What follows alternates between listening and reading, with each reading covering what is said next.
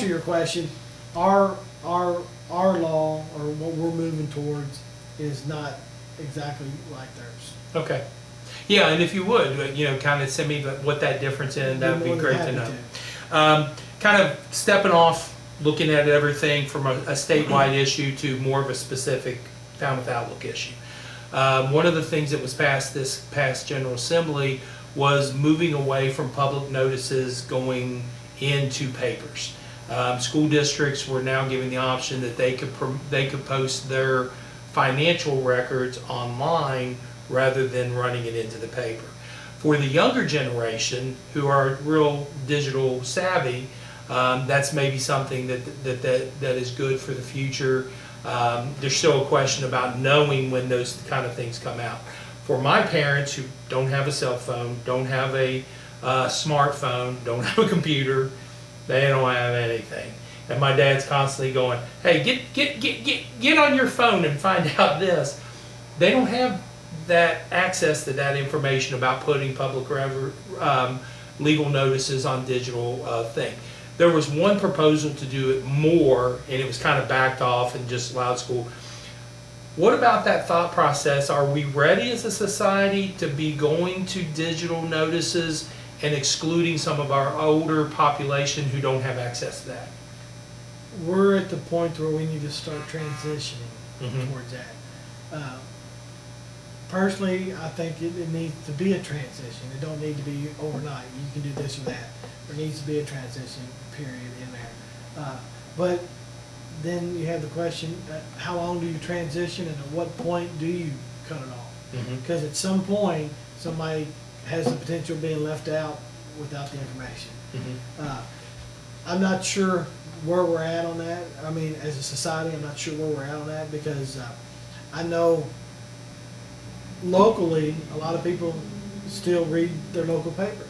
Nationally, they're getting away from it. I think most all your major newspapers in the country are seeing a decrease in sales and people buying their newspapers.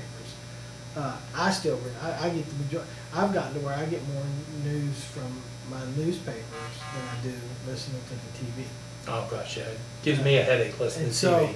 I enjoy sitting down with the newspaper, but I'm a little old-fashioned on that. I'm showing my age now, but I still enjoy reading the newspaper.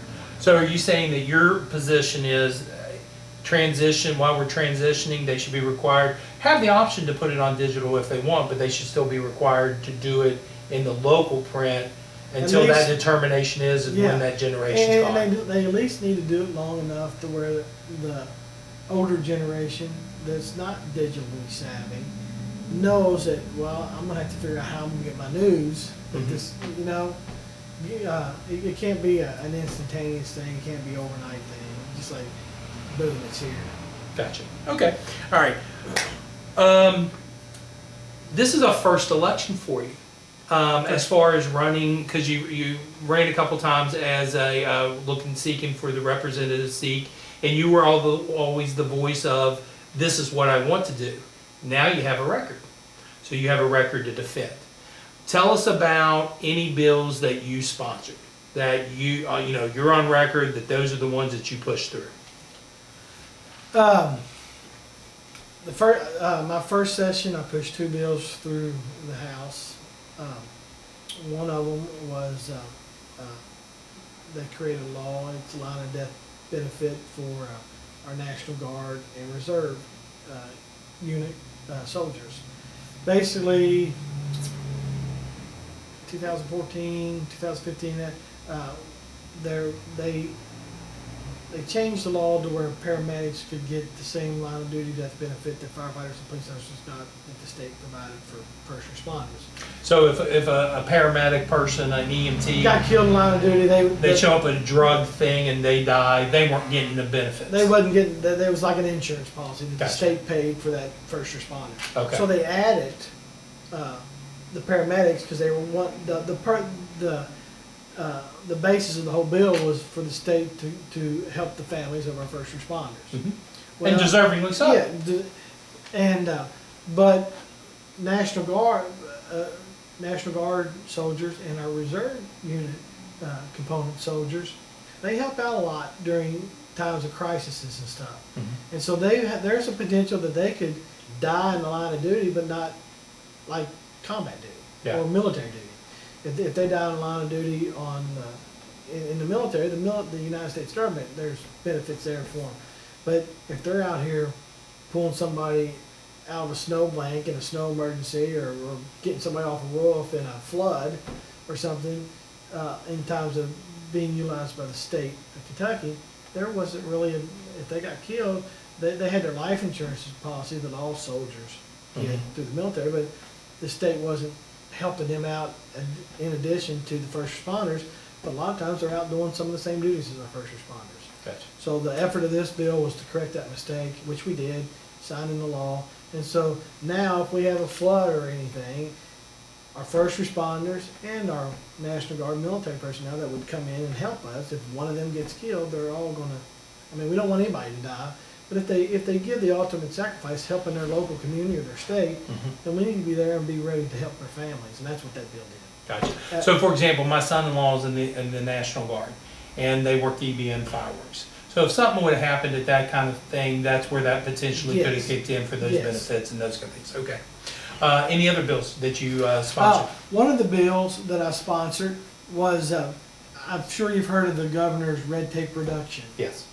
And for the ones of you that watched the debate the other night, one of the questions was about more government versus less government and that. Well, one of the... But let me add real quick. That debate was the Republican Tea Party debate. We were there. We videotaped it. It's on our website, falmouthOutlook.com. You can watch that entire debate. One of the things that we're not doing tonight, and I wanted to mention this at the beginning, I've kind of tried to stay away from those questions because we've already covered those questions. It's in that video. You all have answered them, so there's no need for us to revisit. But if you want to see the debate he's talking about, it's at falmouthOutlook.com. Sorry about that. That's fine. But to answer your question, I passed a bill that combined 3 departments into one. It's just an effort to help. We feel like these three agencies was duplicating services, and so my bill, without going into great detail, my bill combined 3 into 1, which saves taxpayers dollars because we are now paying one group to do all these duties as compared to paying 3 groups. What were the votes on those two? The votes? Yeah. Did it go party lines? Was it pretty much bipartisan? I think my line of duty death benefit bill went unanimous. Okay. I'm not certain on that, but it was nonpartisan because I had as much, actually, if I remember right, I think Representative John Sims, a Democrat from Fleming County, was a co-sponsor. Okay. I know we talked about it a lot, and I do think we could look it up, but when the vote came down, it was overwhelmingly. I mean, it was, the other bill, it went more, I think there might And have. this was the combining of The combining, it went more party lines because of, the animosity towards the governor, and Democrats didn't want to. Gotcha. Because basically, the governor had signed an executive order into law creating this, but to make it permanent and for the citizens of Kentucky to actually see the benefits from it, we had to make it into law. And so my bill kind of reaffirmed his executive order and made it into law. Gotcha. But it was, I do think, if I remember right, there was a couple Democrats that voted for it, so it wasn't strictly party lines, but it was more party lines. So to the first session, anything this past session? This past session, the one that I'm really proud of, I was able to pass the Lindsey Crunk Act. And what the Lindsey Crunk Act is, it establishes Caesar Smart School, or a Caesar Smart School program in Kentucky, which basically provides for the education of our teachers and our school staff on what to do when a kid has, or a child has a seizure. It mirrored a lot of what teachers were currently doing with kids with diabetes and anaphylaxis, allergic reactions and stuff like that. But we realized that there wasn't a bill that actually addressed seizures. And when a child or anybody has a full-blown seizure and they're unresponsive, and it's a very scary moment.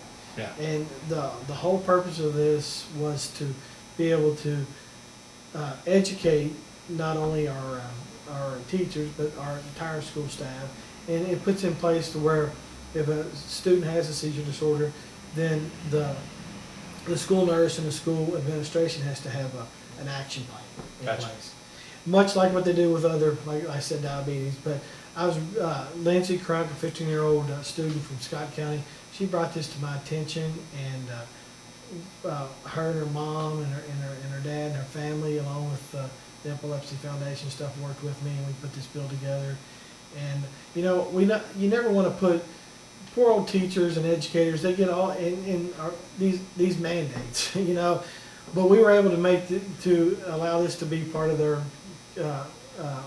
professional development hours. Gotcha. So they could get a little. And plus, Is it a yearly training or? no, right now it's if you're a new teacher or if you've never had the training, then you would get the training, but it's not required to have on a yearly basis. Okay, because I know, you know, being the athletic director and being a coach for so long, we had to go through first aid and CPR and those kind of things, and that was in every other year. And we went through training about doing seizures and those kind of things, and that was part of our training, Yeah. is how to handle those. Well, a lot of teachers were getting it through their various first aid courses and stuff they were required to take or taking. But this puts an emphasis on it. And the thing that I like about it, it's a 1-hour PD credit, but they can do it all online, and the the Epilepsy Foundation provides the resources and keeps it maintained and up to date, to where the teacher can sit at their desk and do it at their leisure. Gotcha. So, Any other bills, sponsored, co-sponsors, things that you're on record about? And we'll talk about some other ones too that you take heed upon. But anything else? I'm trying to think what else. No, a bill that we passed into law that I've sponsored this session, and I passed 2 bills into law both my sessions. So this would have been the other one I passed into law. It was a bill that allowed our arson investigators in our fire service. It created a pathway to where if they wanted to become POP certified, to where What's POP certified? I'm not real sure what the acronym stands for, but if you're a police officer in the state of Kentucky, you have to be POP certified before you go to the police academy. Okay. And then you have to be POP certified, you have to graduate the police academy.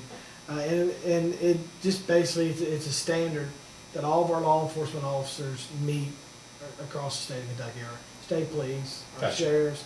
And the goal with this bill, like in your bigger cities like Lexington and Louisville and even in Georgetown, I've got some arson investigators there. They're going outside of their communities to help the smaller departments investigate suspicious fires, but they didn't have the same protection that a law enforcement officer going from one county to the other had. When they were outside their jurisdiction, no area, they really had no authority. And in order to give them the authority that we felt like they needed statewide, this bill created a pathway to where if they meet POP they would meet POP certification, and then they would go to the police academy. And the way they meet POP certification is by completing these certain things in the police academy. Gotcha. So this would allow them to become POP certified, which would put them on the same level as every other law enforcement officer in the state of Kentucky. That way, if they went outside their jurisdiction and they were investigating an arson fire or anything like that, they would have the authority and the ability to react outside of their jurisdiction. Seems like both of those should have passed. They did. No partisan issues whatsoever. No partisan issues. Okay. And I had a couple Democratic co-sponsors on both the bills. So Let's talk about a couple votes that are more controversial. Both of them pretty much, well, yeah, both of them are from the first session. Right to work law. A lot of complaints out there from the other side that this is an anti-union bill. What was the thought process between the right to work vote? well, for me, it wasn't an anti-union bill. I was a member of the firefighter, the local 526 Kentucky or Lexington Professional Firefighters Union, IAFF, for my fire career. And So you're a union member. yeah, I was a union member. What this bill did or established, my union, and I'd say 75% or more of the unions in the state of Kentucky already were doing. You weren't mandated. I wasn't required to be a part of the union to be a member of the or be an employee of the Lexington Fire Department. It's what they call closed. If you're required to be a member, it's closed shop versus open shop. Well, example of that is when I retired, I started working at the airport, standard parking. People would come in to park, I'd give them a ticket to go park somewhere. It was a closed shop. I had to pay union dues. I worked 1 day a week, worked Sunday mornings from 3 a.m. to noon, and I had to pay union dues. Yep. And our right to work law prevented that. The unions in the state of Kentucky now, they cannot be closed shop. They cannot require anybody to be a member of their union. And it only, if I remember the percentages right, it was really only going to affect like 3 to 5% of the unions across the state. Okay. It was a very low amount. But I'm a big proponent on freedom and liberty and having a right to choose.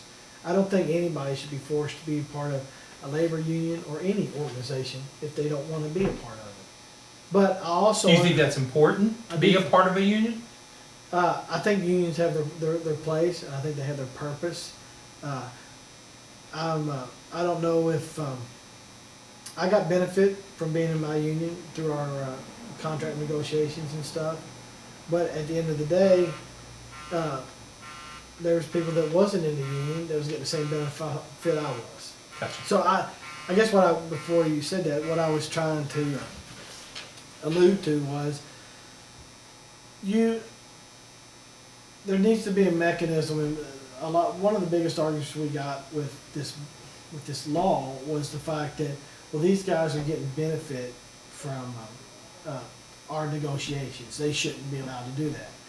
Well, I get the argument, I understand the logic, but at the end of the day, like in my case, the city of Lexington, they're only going to go for the firefighters contract. The union was the recognized negotiating agency. So it wasn't like the guys that wasn't in the union could go out and form their own negotiating agency and do their own contract. So if you weren't a member of the union, you couldn't go negotiate on your own, is what you're saying? Correct. So as it is now, with what we have now, if the union negotiates better benefits, do non-union members get those too? In my case, with the fire department, they did, yes. They did, yes. But with the law that's now been put into place, where does that stand statewide? Well, they used to have to pay what they called their fair share. You're getting benefit of the contract, so you have to, and they don't have to pay that. Okay. And the union I was in, they actually stopped requiring people to pay that before this law was in effect. But where it stands now, with the passage of the right to work law, the unions have lost the ability to force anybody to pay any portion. But if they negotiate a contract, do the non-union members who choose not to join that get the same benefits? As far as I know, they do, yes. Okay. And that's the argument between the unions and us that supported this bill. That's not fair. Well, I understand the logic behind what they're saying, but unless you have a mechanism for these people to go and negotiate on their own, or to form another group to negotiate, because a lot of places won't recognize 2 unions. They're only going to recognize 1. Yeah, so I understand that. So I understand both sides of it. But at the end of the day, I supported it because I think it's the individual should have a choice. You should not be, in our country, you should not be required to join anything that you don't want to, or be forced to pay any dues that you don't want to. Except income taxes. Well, I don't think we should pay income taxes, but we don't. That's true, that's true. All right, the other big vote that's, that one's kind of died out a little bit, but the other big vote that's really coming up right now is charter schools. You all voted in your first session, not this past one, your first session, to allow the creation of charter schools with some variations of who can be the ones to create. My understanding in Pendleton County, it's really only the Board of Education, but there could be an appeal to the Kentucky Department of Education, which Kentucky Department of Education could allow a charter school to be created in Pendleton County if an appeal process went through and they decided it needed to be done. That's correct. So just kind of walk us through the mindset of charter school, and then I might have a follow-up question. Okay, well, I mean, as everybody knows, I voted and supported the charter school legislation, And one of the issues, or one of the reasons I did, I mean, to this day, I really don't see a charter school forming in Pendleton or Harrison County. There might be one in Scott County at some point. I'm not real convinced of that. But my vote was a vote once again to allow people choice and opportunity to make their own decisions, especially with their child's education. The concept of charter schools, for me, when I first started studying it and learning about it before we took our vote, come out of Louisville. I mean, we had multiple people approach all the legislators about they were wanting charter schools, and it arose from the issues that they were having with the public schools in there. With, you know, some of them were not performing up to the level that they should. They felt like their kids were not getting the benefit or the education that they felt like they deserved and so they wanted to have an option if their kids was at a school that was underperforming, to where they could remove their kids and take them to another public school. But don't they have that option by going to a private school? They do have that option going to private school, but what a lot of people don't realize, and the biggest misrepresentation is, charter schools is a public school. Mm-hmm. And so the charter school, if that parent, if I've got a child and they're in a public school, the state, our seat funding, they get X amount of dollars for their student to go to that school, or the school gets X amount of dollars for that student to attend, which helps fund and offset the cost of that child's education. If you take a child to a private school, the parents are paying all of the cost of that education, or paying it to the private school to provide that education. With a charter school, if the parent, let's say we had a charter school here in Pendleton County.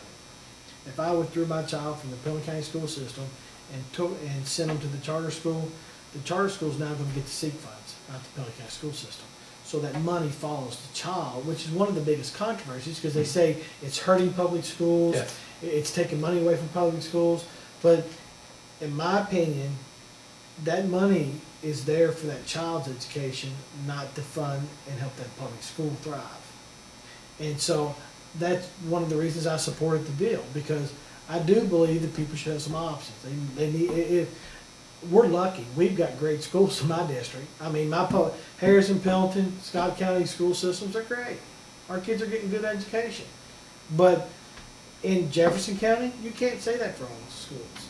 And my vote, if I would have voted against the charter schools, then I was voting against the parent in Jefferson County that was struggling to get a good education for their kids that needed some help.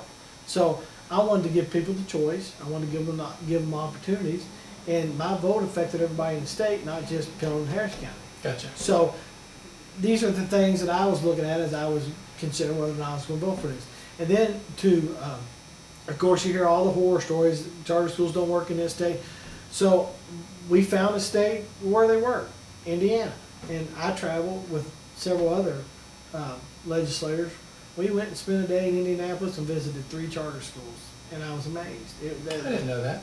And it was one of the charter schools was established in a neighborhood, and the charter schools their curriculum, they don't have all the restraints. Okay, because that's going to be my question.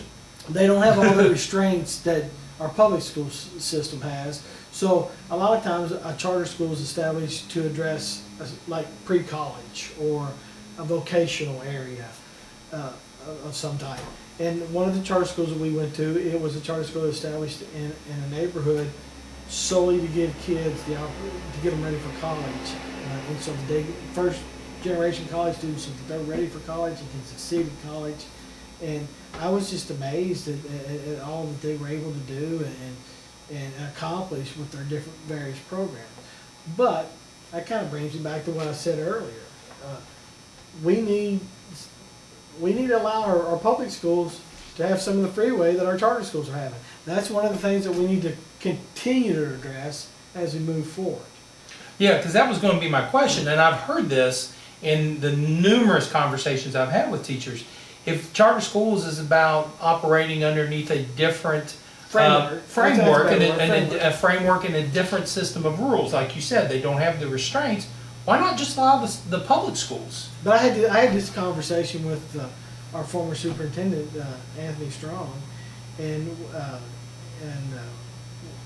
he made it. We both agreed, and we thought the law allows the local school board to establish a charter school for themselves if they want to. So in essence, what you're saying is Pendleton County Schools could say, we're going to be our own charter schools. We can do a charter and then school. have to be able to remove themselves from some of the constraints that the state. So for example, Board of Education just now put in the State Board of Education, the state testing for where you have to graduate.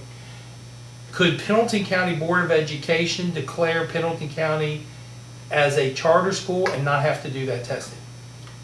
The way I understand the law, yes. Oh, that's interesting. Never thought of it that way. Uh, Because I mean, you said. But they would still have to form a separate committee. They'd have to go through the same process. And get approved by the Kentucky Department of Education. Yes. Okay. And I mean, the process is fairly specific and detailed. So I'm going to be honest. I don't know. I've read it. I knew what I was voting on, but I've not worked with it since then. So I'm not going to try to state all the requirements. But one of the things you got to do with it, if you're forming a charter school, you've got to have a minimum of 100 students, and you've got to have a funding mechanism, because the SIC funds alone will not fund a school. We had this conversation back in whatever, as the budget was coming down. Would you vote for a budget that takes money out of the public school funding now to specifically set aside to fund charter schools? No. Okay. And that's why we didn't fund charter schools in this last budget. Once when we are meeting our obligations to our public schools, and we want to create a mechanism to fund charter schools, I'm all about looking at that and could probably support it. But I'm not, I might want a new car. I might set up a savings account to buy a new car, but I don't buy the new car until I have everything else paid for. Well, the charter school bill that we passed, it created charter schools. It created the mechanism and everything, how to establish a charter school, the guidelines, the rules, and everything. But we don't have the money right now to fund charter schools. Gotcha. So therefore, it wasn't. We took it out of the budget. At some point, we might be at that point, and when that happens, if I in my heart feel like that we're meeting all of our obligations to our local school districts, then I could support funding charter schools. But we've got to meet our obligations. We're meeting a lot of them, and I felt like we've done really good with the funding that we sent to public education with our last budget, but we still got some improvement. There's still some areas that What are those areas? Well, your transportation. We're not fully funding it. I mean, we either need to come up with a new mechanism of how that's going to be funded, or we need to just meet our obligation and fund it. Mm-hmm. Well, I dealing with my first budget and understanding how we got this pot of money, we got all these things we got to try to fit in with it. It's not always that easy. It's not that simple. Well, we got to pay our bill. Blah, blah, blah. I mean, we still got to find, and as we move forward with our tax reform, we're going to find more revenue, and then we're going to be able to increase funding for these various things. And I mean, you get away from education. We're going to have to figure out how we're going to fund maintaining our infrastructure in the state. I mean, county and secondary roads. I mean, there's a whole list of things that just too many for us to sit here and talk about. But them are examples of what we're looking at. You got to worry about infrastructure. You got to worry about your education system. You got to worry about your health care and system and your state health departments and various things like that. It's a great segue into my next question, because we move into the local government section. What does the state legislatures need to do in this next session to support the local, either their actions as a state, and to support local government's battle against this drug issue that's going on nationwide? That's a very good question, which I don't know if you can answer. And the reason why I said December 1st will be my 30th year anniversary of working in EMS and as a first responder. So I've seen all aspects of the battle against drugs. I mean, and a lot of the stuff that I've seen was on the negative and the bad side. Yeah. There's so many socio-economic factors that create that problem. I don't know, and we can't solve all them problems with legislation. We've got to figure out a way to, I mean, right now our jails are full of people that are in there on drug convictions. Of course, I'd have to see the specific legislation and see, and try to understand the unintended consequences and the the fallout from passing legislation. But some people that we've got in jail on a drug charge might be better served by having them in a rehab. And by doing that, we could alleviate the cost of them being in jail, but then you still have the cost of paying for their rehab. So that's just one little example, but as we move forward, we need, you'll hear it all the time, educate. We got to educate people about it. Well, one of the things that I think that we're doing correctly and that I think we're going to see is, somebody that has been laid off and not been able to work, you kind of get in a rut, you get depressed, and at that point, that's when they might be more apt to smoke a joint, so to speak, so they can feel better for that one, I'm so down and out. And I truly think by creating more jobs and putting people back to work, we all complain about work, but at the end of the day, how many of us actually stop working? I mean, you retired and you're still working. But people say I'm nuts, though. Well, they say I work more than just this job too, and they say I'm nuts. But at the end of the day, most people work because not only for a paycheck, but because it gives them self-worth. It gives them their life a purpose, whatever they're working at or whatever their career they go to. It gives them meaning and it gives them reason to thrive. And I think putting people back to work with our by lowering our income and the jobs that we're creating in our state, I think that's going to help tremendously. As we move forward with legislation, we need to look at some of the legislation we have on the books, like some of the things. I mean, would it help us to create a system to where you're not sending a drug offender to jail?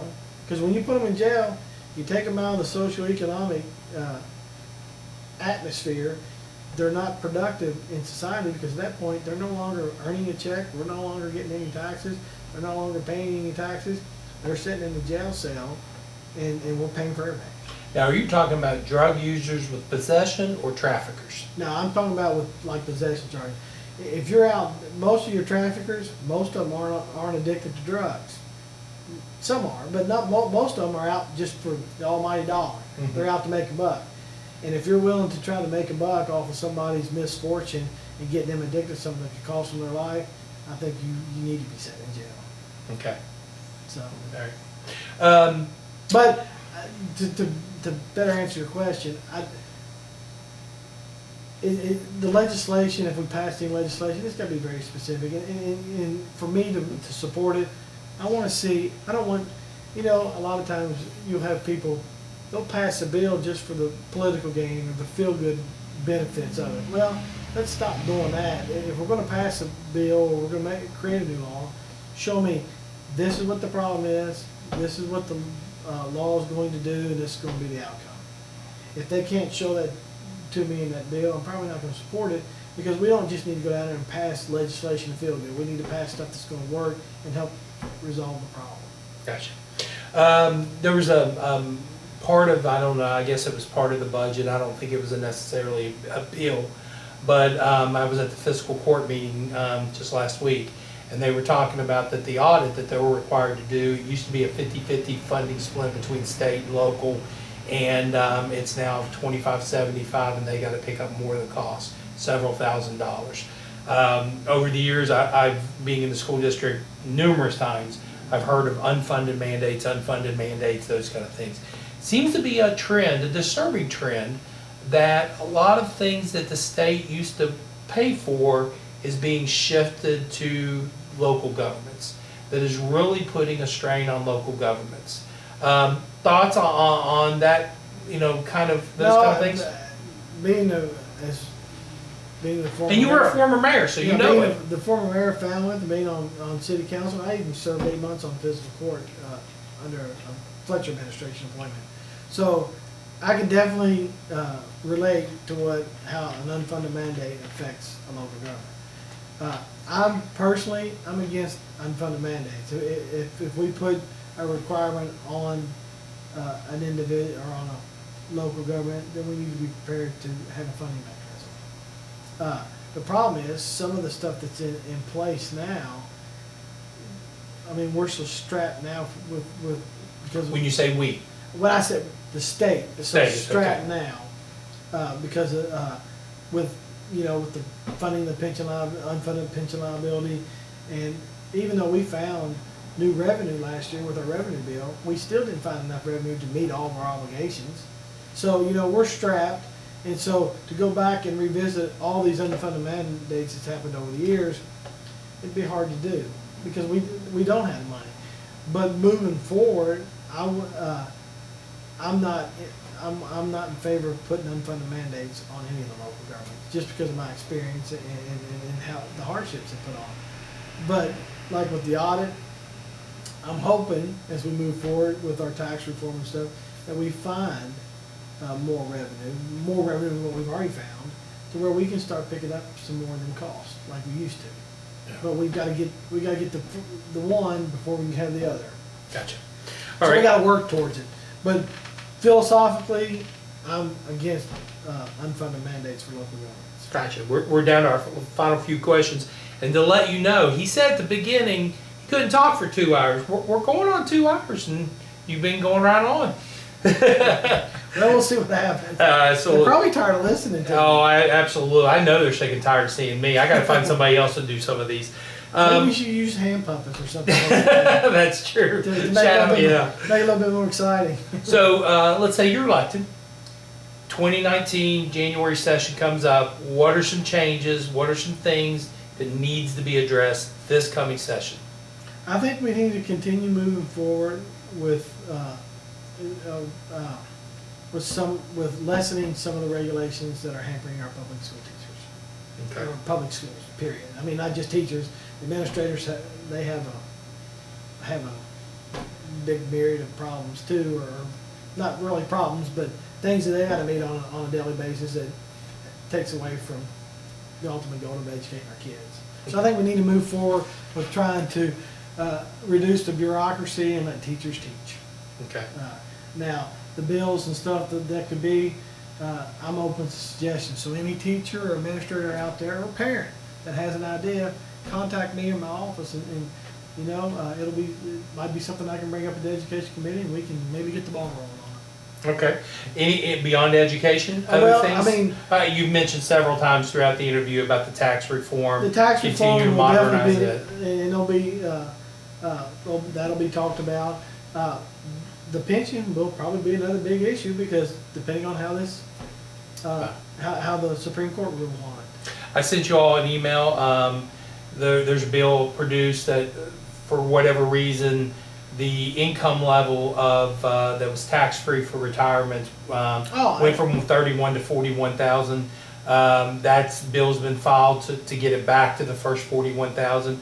Where do you stand on that? Well, I'm in support of. Actually, a lot of people, because it got lost in the minutia of the budget and the pension.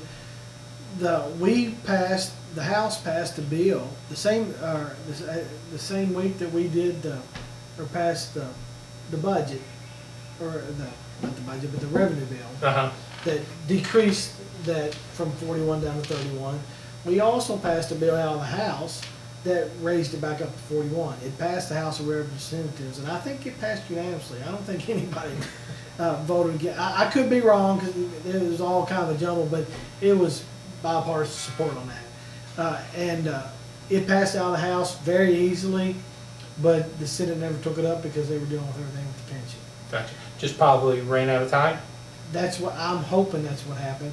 Because if they didn't run out of time, then when we bring it back in this session, there'll be some debate and some argument. It'll be a lot harder to pass it. But the House, I can tell you, And the House Republicans are convicted to try to pass that. Is that retroactive to 18, or I'm a retired, so You know, I don't know, because I don't know if it can be retroactive. since it would be so, it'd be after, It'd be after tax, yeah, after you got your tax, yeah. end of year tax forms or whatever.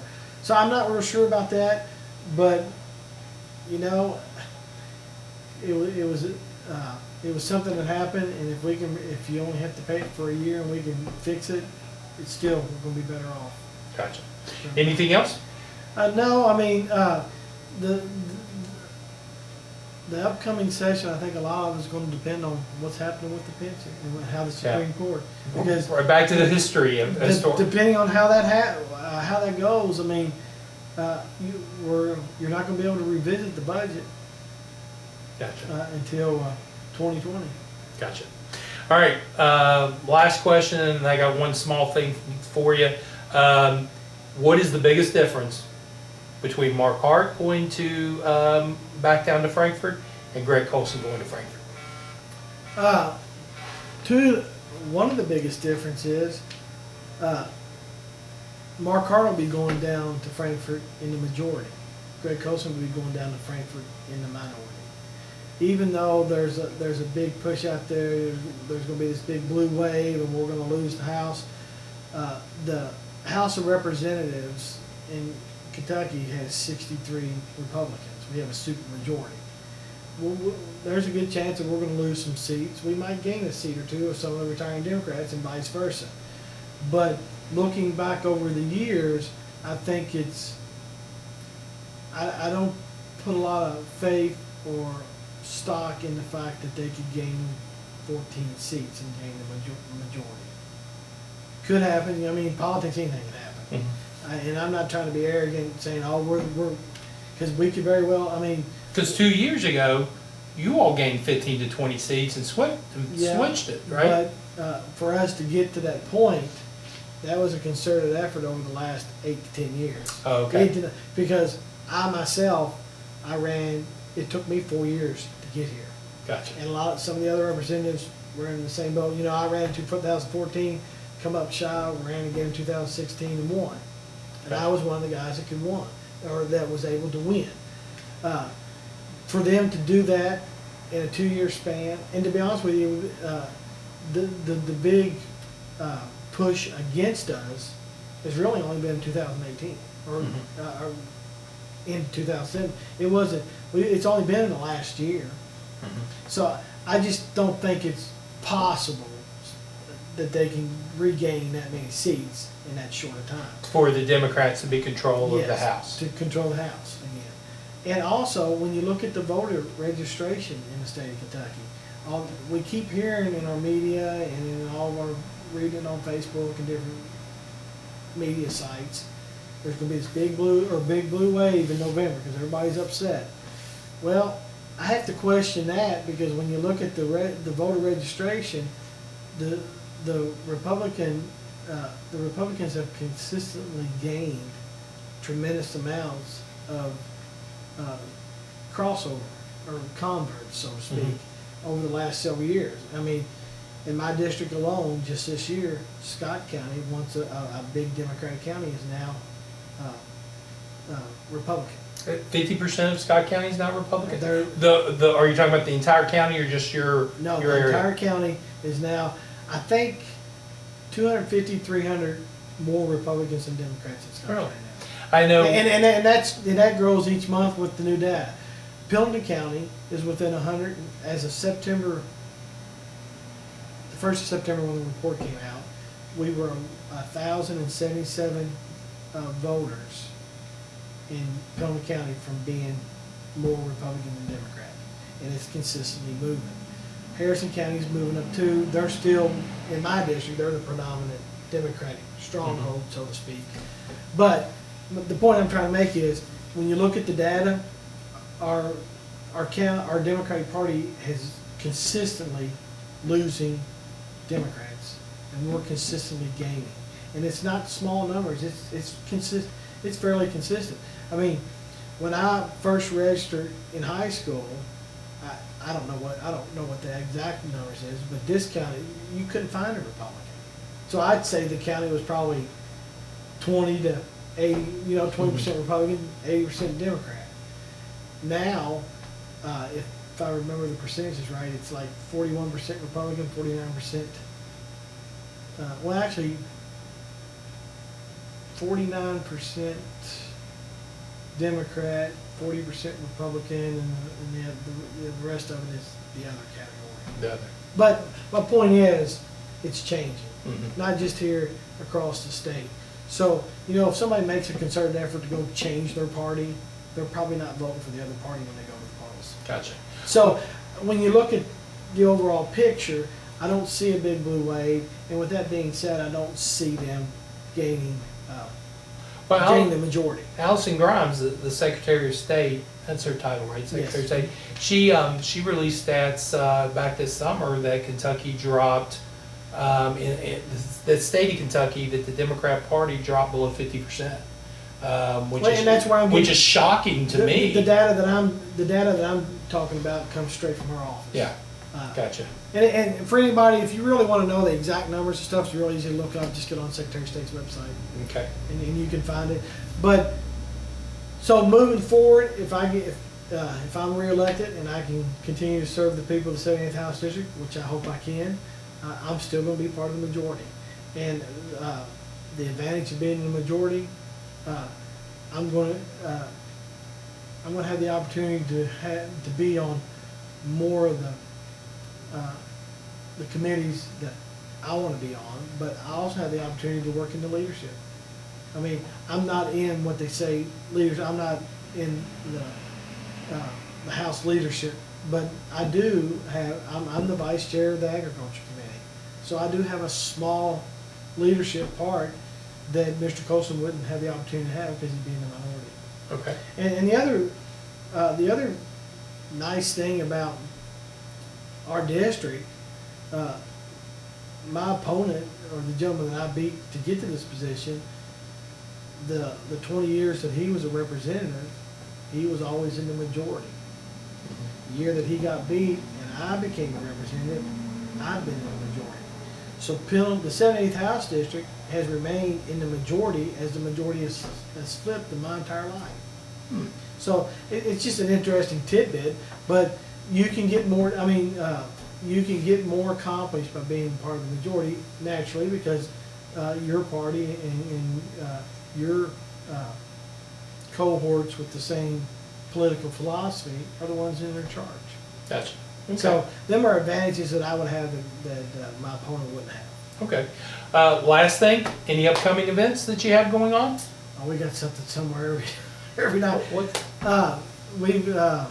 I guess if you want to listen to myself or my opponent, we're going to on October the 18th. October 18th. The Pinal County Farm Bureau will be having their Measure the candidates. yeah Is the name forum of it. at the Pinal County High School, and so me and my opponent will both be at that on October. It won't be a debate thing. You each Well, just get a little bit of time to talk, we but it both won't be get- a back and forth.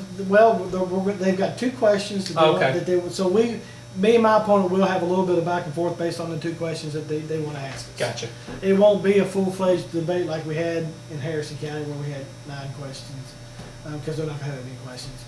Then October the 20th at the Harrison County Extension Office, Harrison County Chamber of Commerce is having their meet and greet the candidate. Which is the same location that the Tea Party Yes. thing was at. And it's kind of a meet and greet. We're going to be able to make a statement and talk. But I do think if time permits, there will be some questions and answers. I'm not certain on the format, but I think that's what some people have told me will probably happen. So there might be some back and forth there too. But there's 2 different events right there to come out and listen to me. And Okay. my opponent. Anything else?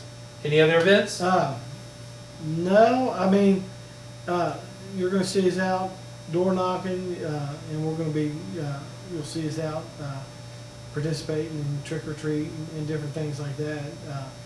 But them are the 3 probably the biggest events scheduled right now. Final question, big question. You walk into the Wolf Fest, what's the first thing you're getting? You know, I I love country ham sandwiches. Right there. That's something the three of us agree. Greg and I and you, we all agree. Country ham. But I love the buffalo meat too. Yeah. So, but I've never, every time I went there, I've gotten a buffalo burger and a country ham sandwich for us. One thing we found out from these two interviews today, bipartisan support for country ham. That's the best. Well, we thank you for coming out, talking to us. I love these opportunities to delve deeply into issues.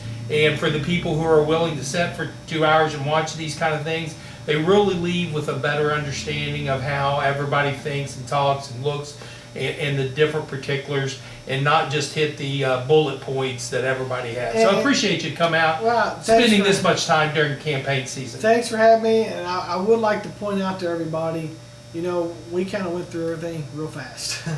So if you've heard something or that raises a question or something, do not hesitate to contact my office or my campaign or me personally to get clarification. Gotcha.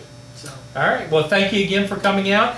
For the first time, everybody's gone home, so I got to get up, walk behind the camera, and turn it off. So thank you all for coming. As I've always said, go to FalmouthOutlook.com. There it is, and check out all the videos we have. The sheriff, the judge, magistrate, or the judge execs are already up.